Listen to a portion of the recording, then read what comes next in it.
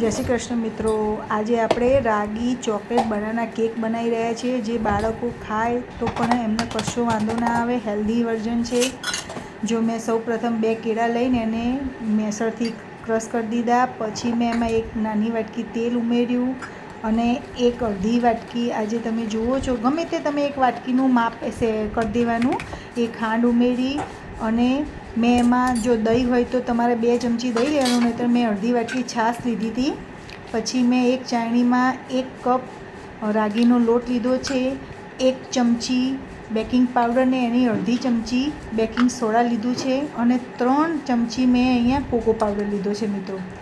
આ બધું તમારે લઈ ચાળણીથી ચાળી લેવાનું છે, કારણ કે ચાળણીથી ચાળવું જરૂરી છે મિત્રો। એમાંથી જો કોઈ કણ હોય અને રહી ગયા હોય તો એ સરસ છે ને આમાં એર ભરાય, એટલે આપણી કેક સારી બને। પછી મેં 1 વાટકી અહીંયા કોકોનટ પાવડર લીધો છે, જે આપણે ટોપરાની છીણ કહીએ ને એ। આપણે પહેલાં બધું સરસ રીતે મિક્સ કરી દઈશું મિત્રો। પછી જો હજી મને આ કોરું લાગે છે તો મેં અહીંયા દૂધ ઉમેર્યું, થોડું દૂધ ઉમેરવાનું અને અહીંયા મેં 1 ચમચી વેનીલા એસેન્સ નાખ્યું છે।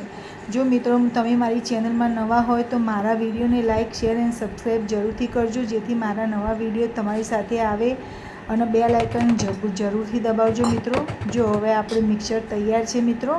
હવે આમાં મેં અહીંયા મિલ્ક કમ્પાઉન્ડ ચોકલેટ લીધી હતી, એ ઉમેરી એના મોટા પીસ રાખ્યા છે અને ડાર્ક કમ્પાઉન્ડ ચોકલેટ લીધી છે।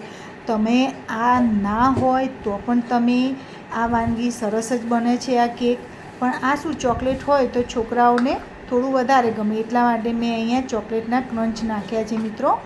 જો હવે આપણે આ કેક ટીનમાં ઉમેરી દઈશું મિત્રો। આજે આપણે આ કઢાઈમાં જ બનાવવાના છે, કઢાઈમાં પણ મસ્ત કેક બને મિત્રો। હું કેક બનાવું છું તો પણ હું પણ કઢાઈમાં જ બનાવું છું। તમને મારા વિડીયો ગમતા હોય તો કમેન્ટમાં જરૂરથી લખજો કે તમને મારા વિડીયો કેવા લાગે છે મિત્રો। હવે આમાં મેં dark compound milk compound chocolate રહેવા દીધી હતી, આપણે ઉપરથી ઉમેરીશું મિત્રો।